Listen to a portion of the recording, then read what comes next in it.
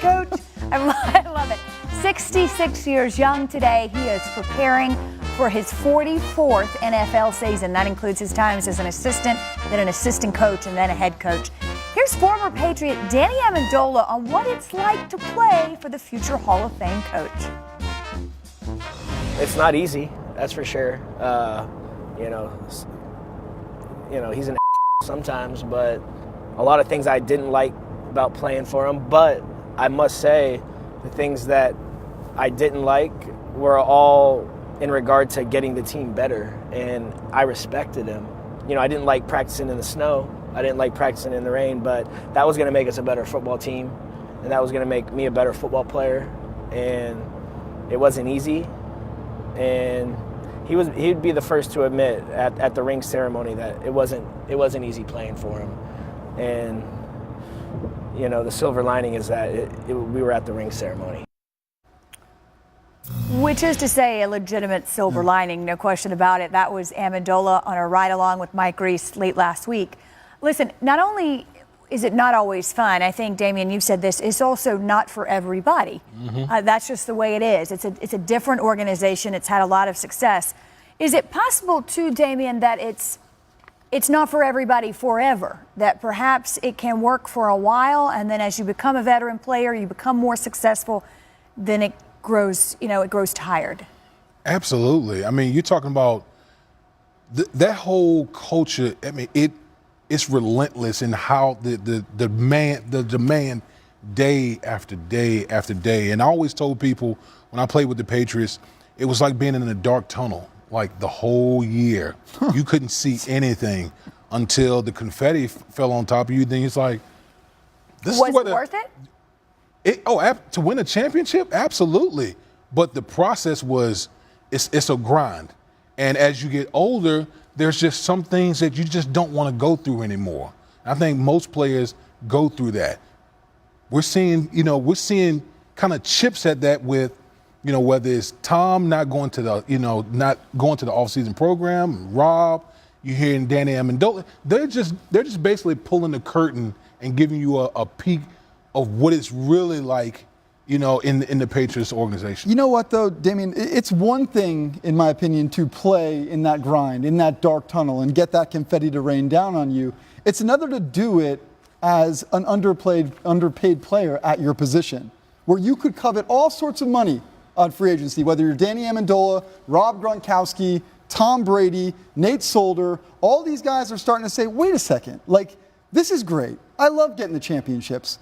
But to get grinded down all year long and take below market price, that's something that eats away at these guys even more than anything else. Let me tell you, I spent 5 years in New England, won two championships.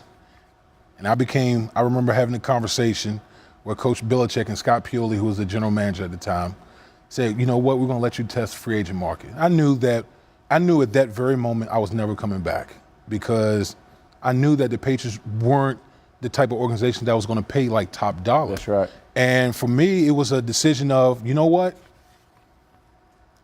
I need to do what's best for my family financially, even after the game. And I think a lot of guys look at that same thing as well. It's like, how can you keep putting yourself through this grind and you feel like you're not being compensated what you think you're worth? And I think that's the beauty of the system and the way that Belichick has set it up, is you have so many really good veteran players who are willing to come play for a below market deal because they've already made the money. So they'll come back to win the championship. But who are they playing with? But the balance of the young players who are being developed and growing through the system, you're never going to be. But this is the reality of all good, especially teams that are setting dynasties like the Patriots, is if you want to be the highest paid, very often you're going to go to a very bad football team because they have the money to do it. If you want to stay successful and you want to lock in, you're never going to be. It's where do you find the balance of making enough to keep you happy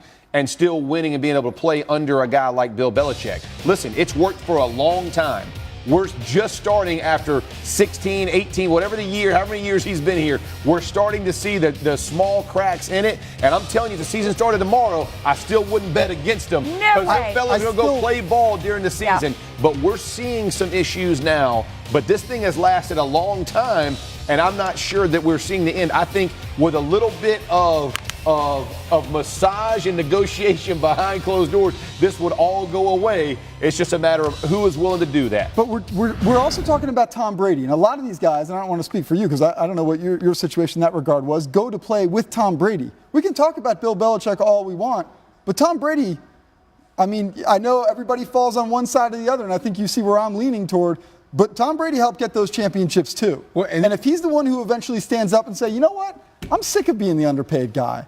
I'm sick of dealing with all this. But you know what? Let me tell you, another thing that helps the whole culture is when the quarterback is not commanding, say, like the top dollar. That's right. Right. Then as other players on the roster is like, well, if he's not, then how can you? Right.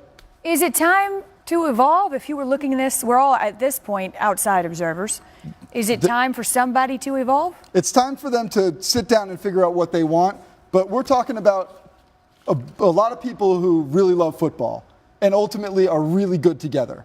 And whether or not they can come together and get into a room and figure this out and find out what the end game is ultimately going to dictate whether the Patriots have continued success. I'm not ready to put this thing at DEFCON 1.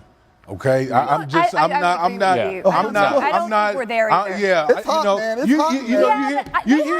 hot. You never know. But when do you know how it is? Like it seems like people, any type of little crack, and it seems like a lot of people try to pounce on it. With everybody crushed Seth Wickersham when he wrote his story, and all of a sudden we're still talking about it with quantified reasoning. So I'm just saying, there's something here, guys. No doubt, there's something there. I'm just telling you. People like to be successful. All of these men are better with each other than they are separate. So they better all know. Check the ego at the door, man. Kraft better get them in order because they're all much better. They all split apart. None of them will be nearly as good as they are together. And I think they've done that, which is why they've had this incredible success for this long. And if they can find a way to check that and continue to do it quickly, because we got to go. But how long does Belichick coach? He's 66 years old. Clearly can still do it. He shows no sign of slowing down. 10 more years? If he'd like to. Long as he wants. Yeah. Tell you that right now. Long as he wants. I don't know what else he'd do. I think he likes it. I think he likes it. Tom Brady can quarterback too, because 500 yards in the Super Bowl. Less than 10, I think. Part of me feels like he wants to get past the Brady era, trying to. Yes. But I said this morning. Yes. I completely agree. Yeah. If I had to bet on it, that'd be.